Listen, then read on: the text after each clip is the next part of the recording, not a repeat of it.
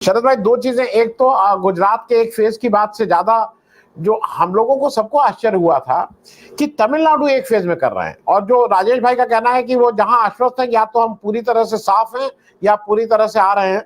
Tamil Nadu 39 seats एक phase में, Bihar 40 seat 7 phase में, और भौगोलिक रूप से शरद भाई बिहार से ज्यादा विस्तारित, मतलब ज्यादा बड़ी एरिया में तमिलनाडु फैला हुआ है, तो मूवमेंट भी आपका ज्यादा होगा।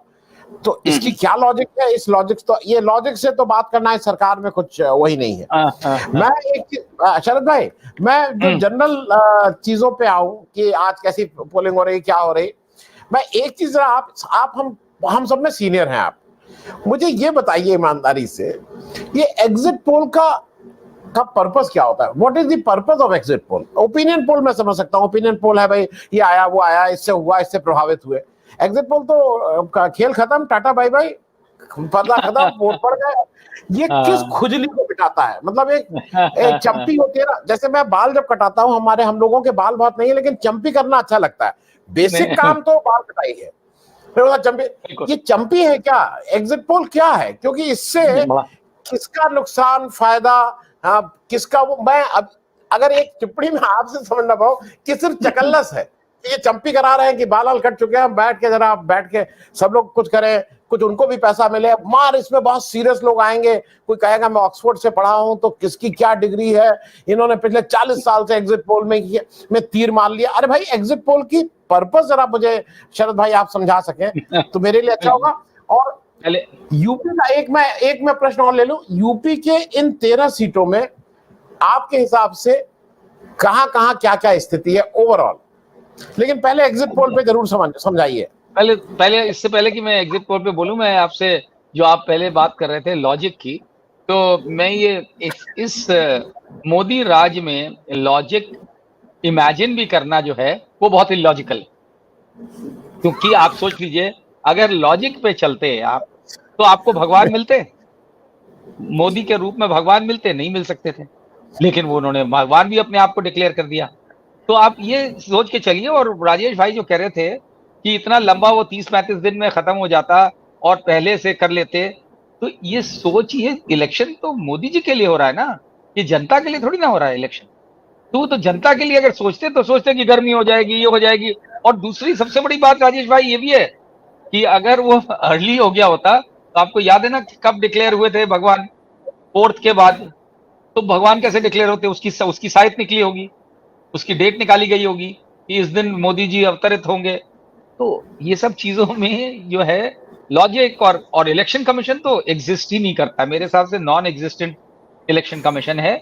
और उसका इनाम मिलेगा उनको, अगर ये सब कुछ ठीक ठाक वैसे हो गया तो राजीव कुमार को बहुत बड़ा इनाम मिलेगा।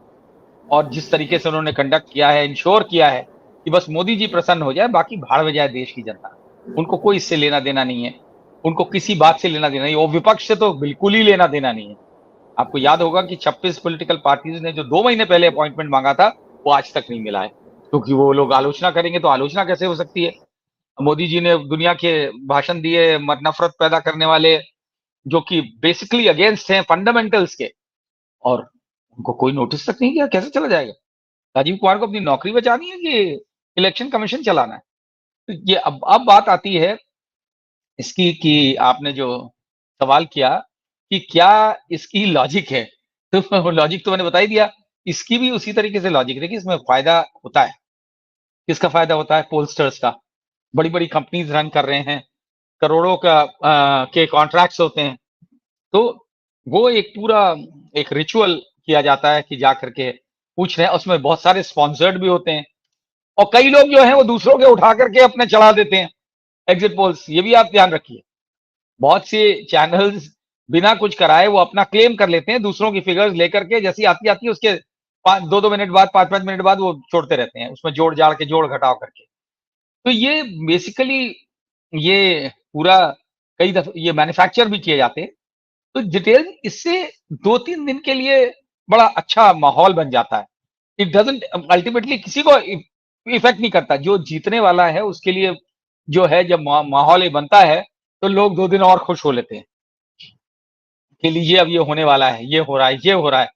ये बात अलग है कि कुछ पोलस्टर्स के एग्जिट पोल्स बड़े सटीक भी बैठते हैं, और उसके क्योंकि जिस तरह एक्स्ट्रापोलेट करते हैं, जितने सैंपल, बहुत से आप अगर गौर डिटेल में आप जाएं तो बहुत से सैंपल इतने छोटे होते हैं कि वो कोई तरीका ही नहीं है कि उसको एक्स्ट्रापोलेट करके आप ये बना दें कि इतनी सीटों का स्विंग हो रहा है और इतनी सीटें आने वाली हैं।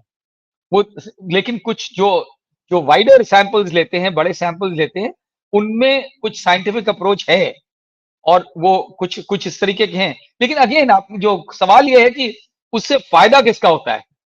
थोड़ी थोड़ी देर के लिए this is giving short term, वो रेस्पाइट तो नहीं कहेंगे, शॉर्ट टर्म प्लेजर, थोड़ी देर का की खुशी के लिए और थोड़ी देर के गम के लिए जो है वो चलता है, और उसके बियॉन्ड कुछ नहीं है। ये फैक्ट है कि ये जिस तरह से अब आपने ओपिनियन पोल्स तो बैन कर दिए, और बहुत सारी ये टीआरपी भी मिलती है शरद यार जी, तो बहुत चैनल्स को तो बहुत, इसीलिए तो हर चैनल स्पॉन्सर करता है, क्योंकि हर आदमी सोचता है कि बस आज आ रही टीआरपी तो बड़ा भाई। अच्छा, अब सरकार के लिए जब चैनल्स काम कर रहे हैं तो सरकार का भी तो दायित्व बनता है राजेश भाई कि उन चैनलों का कोई भला करे। तो वो ये तरीका है, बाकी तो पैसा देते ही हैं जितने भी अंडर हैंड, ओवर हैंड और in various many various ways, but ये तो एक बड़ा लेजिटिमेट तरीका हो जाता है कि भाई इतना बड़ा काम कर रहे हैं तो भाई 5-2-4 करोड़ रुपया देना तो बनता है। अब सारे साल पूरी सेवा करते हैं, मतलब बिल्कुल वो अपने घर घर वालों की उतनी सेवा नहीं करते होंगे ये चैनल्स जितनी मोदी जी की सेवा में लगे रहते हैं, मतलब और डिवोटेड सर्वेंट्स, मतलब मोस्ट मोस्ट डिवोटेड सर्वेंट्स की तरह से। तो जो आई नथिंग अगेंस्ट, वो तो धंधा कर रहे हैं, तो कोई कोई जर्नलिज्म तो नहीं कर रहे, वो तो धंधा कर रहे हैं, तो धंधे में तो सब कुछ जायज।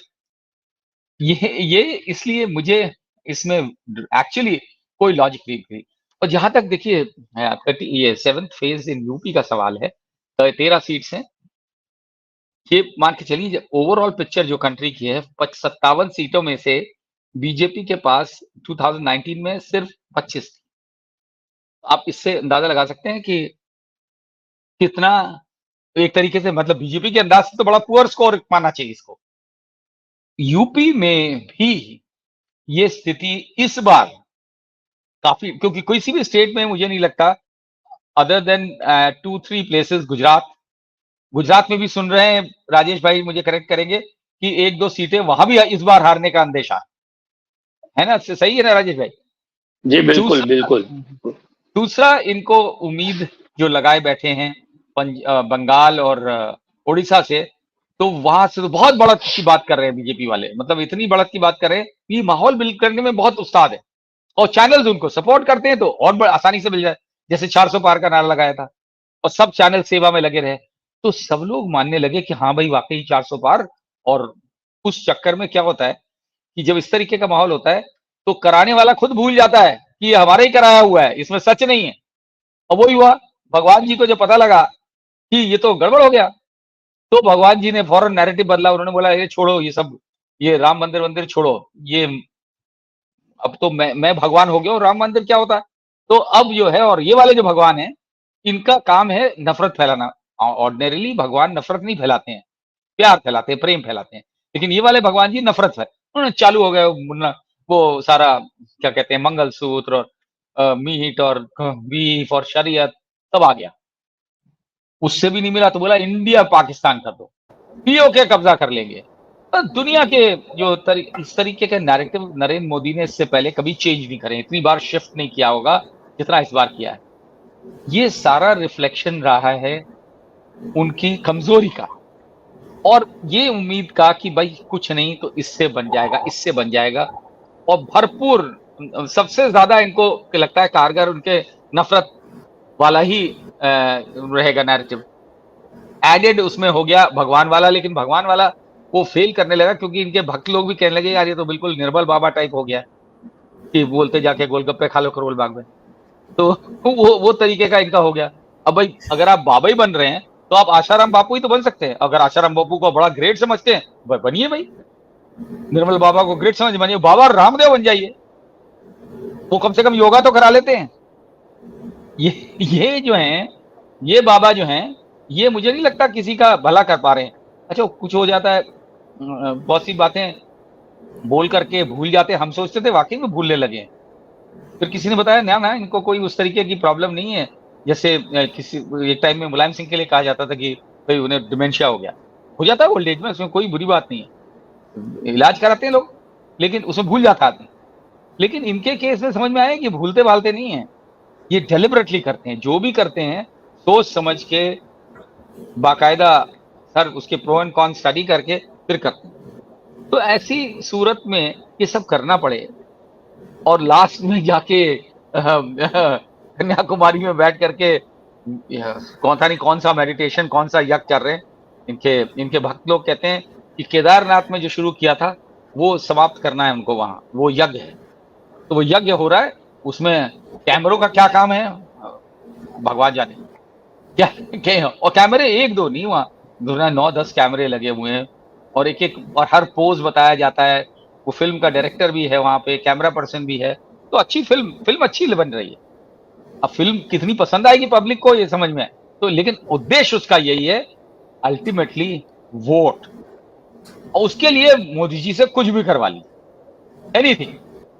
अब मजा तब आएगा जब इनका वोट जो ये सोच रहे हैं कि बहुत बढ़ने वाला है, 400 वाला नैरेटिव तो उन्होंने खुद ही बोल दिया कि डराने के लिए किया था, डरा कोई नहीं, तो उन्होंने कहा भाई कोई बात नहीं 272 ही सही, लेकिन अब तो ऐसा लग रहा है कि 272 के भी लाले पड़ रहे हैं, और उसमें यूपी का भी बहुत रोल रहेगा, क्योंकि यूपी में मान के चला जा रहा है, आपको भी बेटर मालूम है आनंद जी, मेरे तो बहुत ही जो है लिबरल एस्टिमेट है कि 250 टोटल आनी चाहिए, यूपी में 50-51 से ज्यादा नहीं मिलने वाले, लेकिन ये टोटल ये एनडीए की पिक्चर बनती है, देख रही है, तो ऐसी सूरत में क्या करेंगे मोदी जी क्या नहीं करेंगे नहीं कह सकते। लोगों को कुछ तरह तरह की शंकाएं होने लगी जब इन्होंने जनरल मनोज पांडे को चीफ ऑफ आर्मी स्टाफ को 1 महीने का एक्सटेंशन दिया, तो लोग कहने लगे क्या ये भी कोई प्लान के तहत है, मतलब इनकी हर बात पे तो इनका कोई, क्योंकि आज तक भारत के इतिहास में किसी चीफ ऑफ आर्मी स्टाफ को एक्सटेंशन नहीं दिया गया,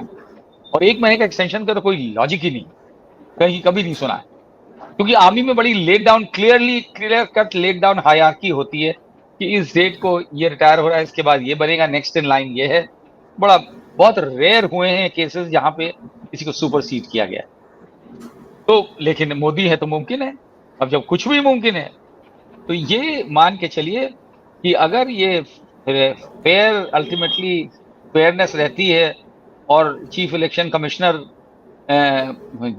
कुछ मतलब काम कानून के तहत भी करते हैं, तो नौबत बीजेपी के लिए अच्छी पिक्चर नहीं बन रही है। और ये जो कहा जाता है कि the route to Delhi goes via Lucknow, कि यूपी की जो सिग्निफिकेंस है 80 सीट्स की, वो बहुत इनको मार देने वाली है। 2014 में 72 सीटें थी, 2019 में वो घट के 62 हो गई, और इस बार कम से कम 10 और घटने वाली है, इसमें किसी को कोई शंका नहीं होनी। जी